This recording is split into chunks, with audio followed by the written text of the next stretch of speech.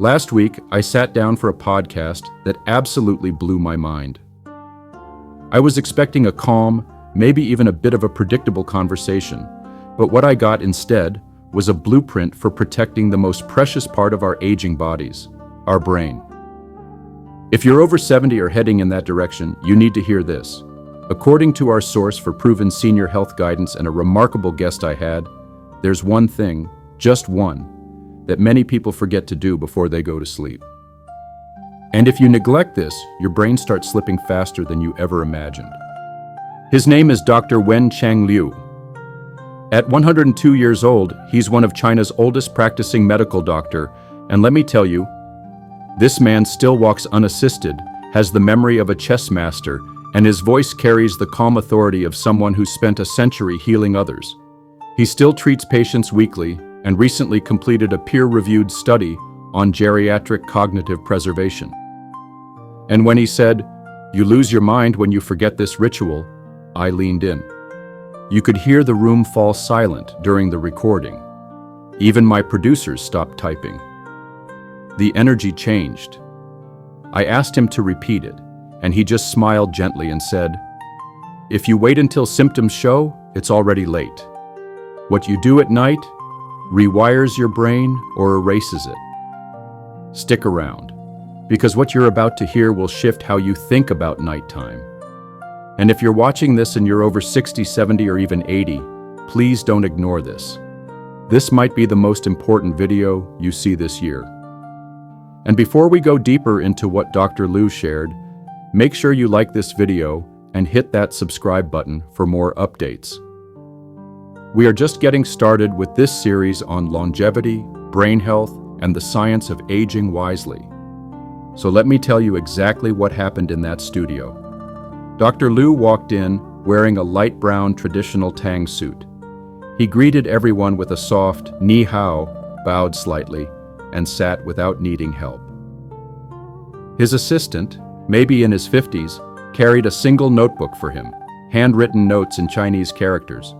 No tablet, no digital devices, just the old ways. And when I asked how he keeps his brain so sharp, he chuckled and said, "Ah, you Americans want answers fast. You Google." But the brain doesn't work fast like that. It remembers what you teach it every night. That was the first hint. The ritual, according to him, starts after dinner.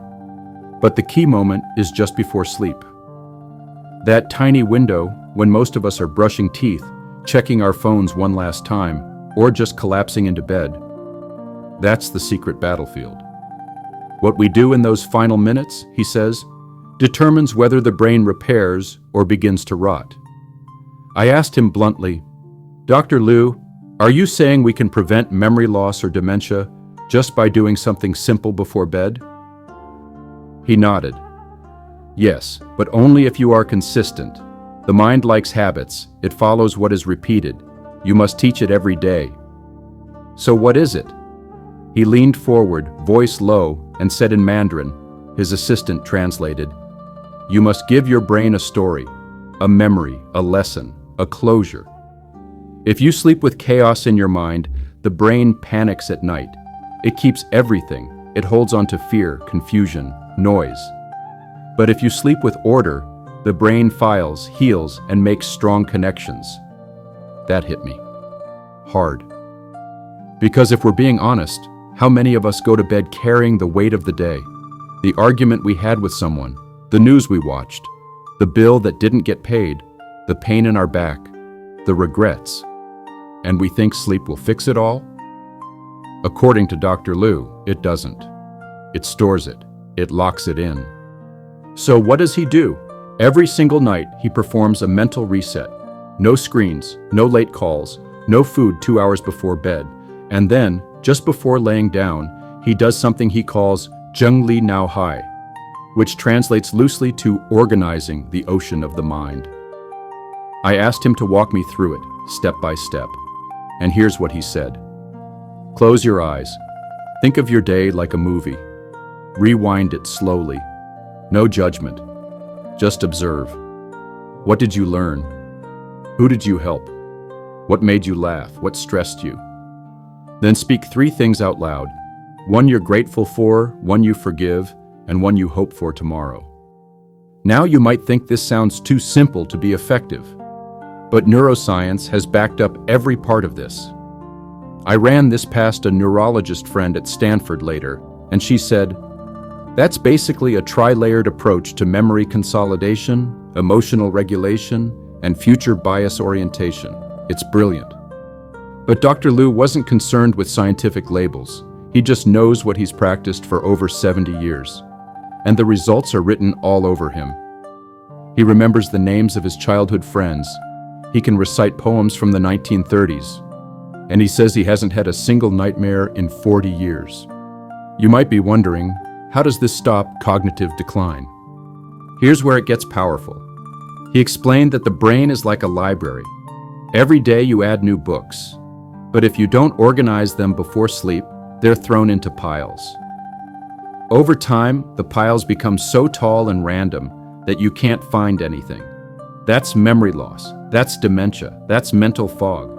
But if each night you walk through the library and shelf the books properly, gratefulness, forgiveness, hope, then the system remains clear, strong, functional. I had to pause the podcast for a moment because it was honestly overwhelming. This wasn't another supplement pitch. This wasn't a miracle cure. It was a habit, a discipline. Dr. Liu says the problem with the modern world is xin shi du, information poison. We consume too much and clean up too little. And seniors, especially after retirement, are most vulnerable because now their days have less structure, fewer obligations, and more emotional volatility. That makes the nighttime ritual even more important. Let's pause here and ask an honest question. What do you usually think about right before sleep? What do you let into your mind in that final moment? If it's random, negative, stressful, or just noise, you're training your brain to live in confusion. Every single night, that becomes your operating code. Dr. Liu says it this way: the elderly must become monks of the night. If you want wisdom, silence, and reflection are your only path. In the next part of this video, I'll walk you through what happened after that revelation, because what he said next took us deeper into how even breathing, posture, and one ancient Chinese tea all play into this nightly reset that protects your mind from decline. So I asked Dr. Liu, what else happens during this nightly ritual? Is it just this mental organization, or are there other elements you've built into your routine over the years? He smiled again, not in a rushed way, but the kind of smile that suggests someone is opening a door to a much older tradition. He reached into his coat pocket and pulled out a small tin container. Inside, there were dried leaves. No fancy branding, no commercial package, just dried herbs. He said, "This is my evening tea. It reminds the body it's time to go inward." He then explained it's a blend of chrysanthemum flower, goji berry, and a rare root called yuanji, or Polygala tenuifolia. This root, he said, has been used in traditional Chinese medicine for centuries to calm the mind and strengthen memory. It's known in ancient texts as the will enhancer, the herb that connects heart to brain. What stood out to me was how deeply intentional every part of his evening was. He didn't just drift toward sleep, he walked toward it with purpose. And his tea was more than a drink, it was a cue, a signal to the brain, now we slow down, now we let go. He told me something I'll never forget. Western people try to sleep by escaping the day, but we must sleep by embracing it first. Then the brain is satisfied, then it sleeps without fear. That hit differently. I realized that many of us think of bedtime like shutting a laptop. We just hit power off, expect the system to rest, and assume it'll be fresh tomorrow. But the human brain is not a machine. It's more like a garden. And you can't just slam the gate shut at night. You must tend the soil before you leave it to rest. As our conversation continued, I wanted to understand how this translated into brain strength over time. I asked, "Dr. Liu, is there proof that this protects you? Do you ever feel your memory slipping?" He shook his head confidently. No, not when I practice this. If I stop for weeks, yes. My dreams become wild, my thoughts become scattered, but when I return, the clarity returns.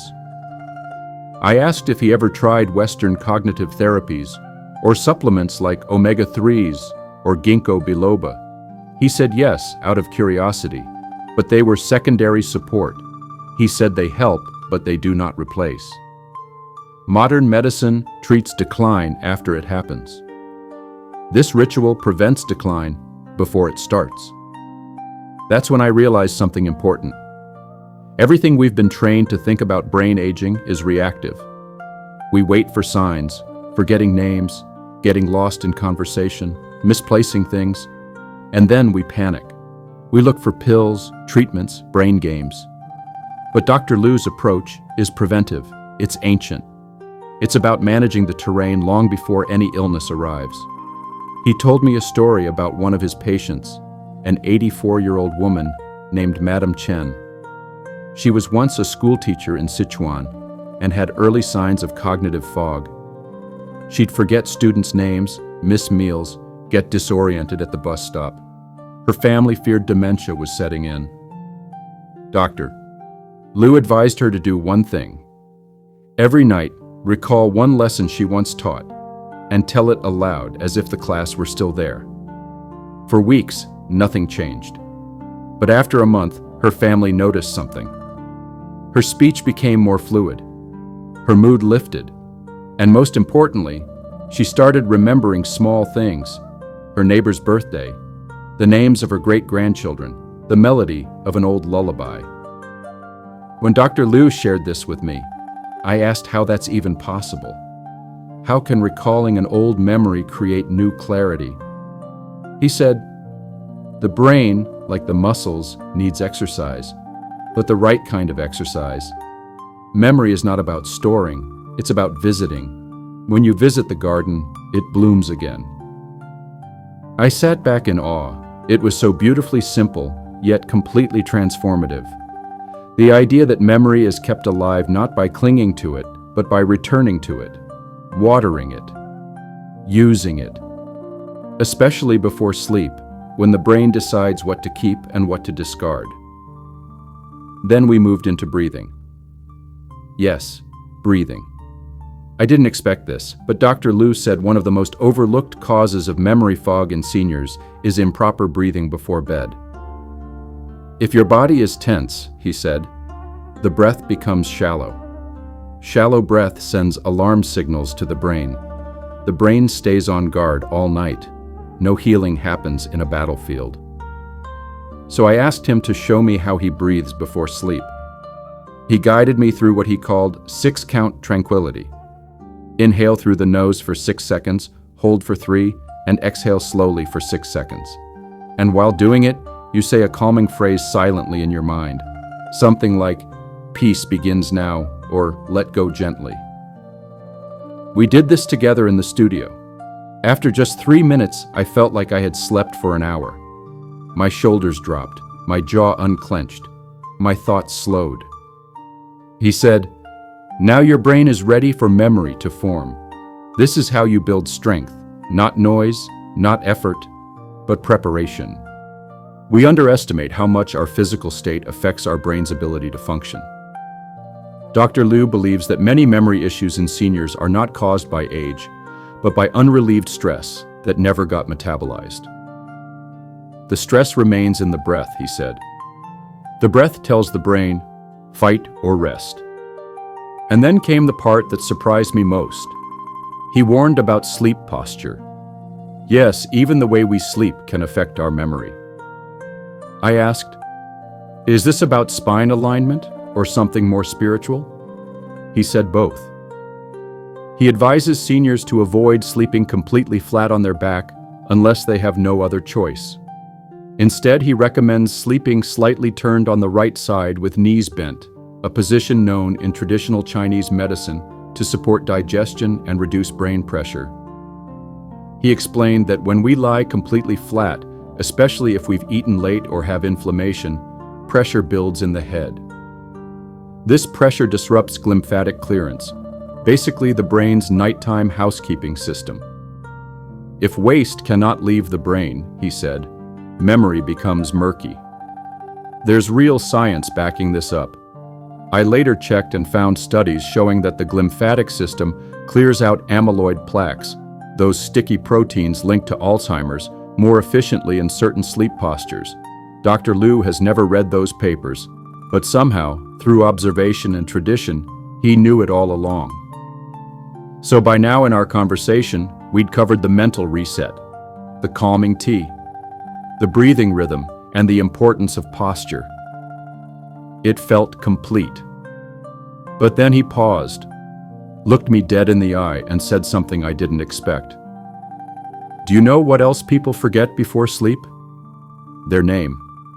I blinked. What do you mean, their name? He said, the elderly often stop saying their own name with pride. They say it with shame, or not at all. They say, I'm old, or I'm useless. This breaks the spirit. The brain listens. So every night, I remind myself who I am. I say, I am Wen Qiang Lu, I am strong, I am still learning, I still serve. I didn't know what to say, because how many of us, after a long life, start to shrink inward? We get quiet. We doubt our worth. We let the years define us instead of the present moment. But Dr. Liu refuses that. He says naming yourself with dignity is the final act of daily brain renewal. The brain needs identity, not confusion. Tell it who you are, and it will stay awake for you. I wrapped up the podcast with a deep bow. It felt necessary. I wasn't just speaking to a doctor. I was speaking to a living reminder that aging isn't about deterioration. It's about refinement, focus, and above all, intention. And I want you to carry this message with you tonight. Before you go to bed, think of what Dr. Liu said. Rewind your day. Pick 3 truths, one thing you're grateful for, one thing you forgive, one thing you hope for. Sip something warm and calming. Breathe like you are about to plant a garden in your mind. Lay down gently. Tell yourself who you are. Not who you were, not who you've lost, but who you still are. This is not about fighting age. It's about honoring the wisdom age has given you and keeping your brain in the best shape possible for the years ahead. Because the most tragic thing isn't losing memories. It's believing you're no longer worth making them. If this moved you in any way, make sure to like this video and subscribe to the channel. We are just scratching the surface of these powerful senior health tips, and next week we'll be talking about how a 91-year-old martial arts master uses movement to maintain perfect balance and memory. You don't want to miss that. But tonight, let's do what Dr. Liu said. Slow down, rewind, forgive, be thankful, and remember your name. I'll see you in the next one.